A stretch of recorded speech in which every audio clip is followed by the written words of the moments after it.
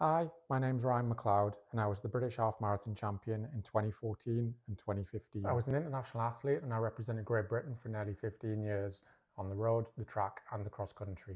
And there is Ryan McLeod on his way to the British title. But in late 2016, disaster struck. I collapsed on a run and I needed heart surgery. I needed to get defibbed in order to get my heart restarted and back in rhythm. This then happened a few more times and ultimately it led to heart surgery. It was then after surgery I made the difficult decision just to step away from running completely. I didn't want to take the risk and I didn't want to go through that experience ever again. Now, 9 years later, I'm fit, I'm healthy, I'm motivated, and I'm ready to take on a new challenge. I've been a long distance runner most of my life until the age of 31. For as long as I can remember, I've always been a runner. I started out when I was around 10 years old and I ran all the way through the age groups. I represented Great Britain on numerous occasions at world and European level. My best for the half marathon was just over 1 hour 4.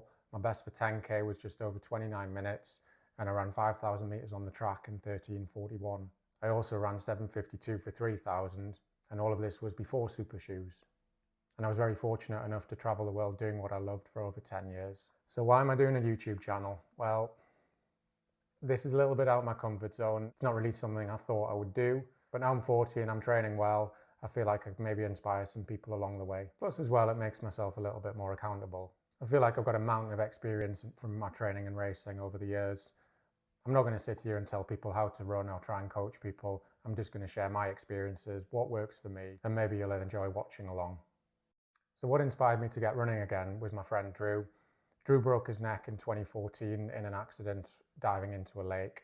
Sadly, he's paralysed from the chest down from here. He's got limited movement in his arms and he's not able to self-propel a wheelchair. He always wanted to do the Great North Run, so he asked me and a few other guys whether we'd push him around. That was 2023. We pushed him around in 2 hours, a very respectable time, which we were delighted with. We then had our sights set on 2024, and being competitive guys, we were already talking about how we could go faster. We did a little bit of training, we improved our strategy, and in 2024 we pushed Drew around in 1 hour 26.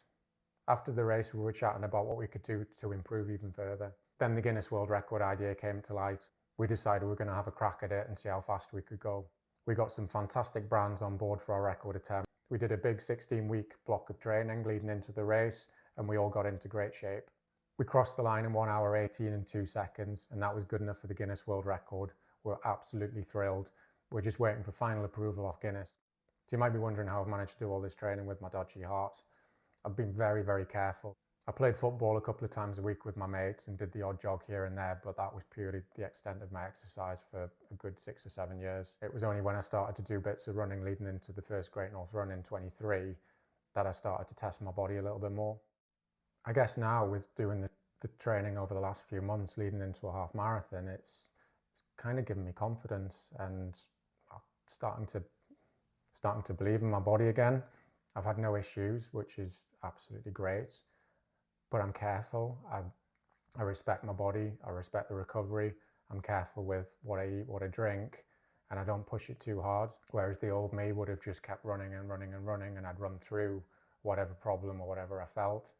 I can't do that now.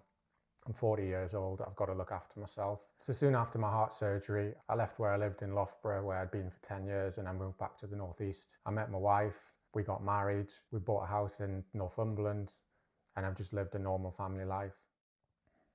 So the plan after this year's Great North Run was to just carry on the training and do the run through Alton Towers half marathon in November. The children have never seen me run a race, never mind win one, so it would be nice if I could go there and maybe get myself on the podium. Hopefully it's inspiring to them as well, seeing me going out running and doing well. Plus I'd like to show them I might be 40 years old, but I'm still fast. So things escalated a little bit off the back of that. I started looking at the calendar and I looked at a few major marathons next year. I have no idea why I'm considering a marathon.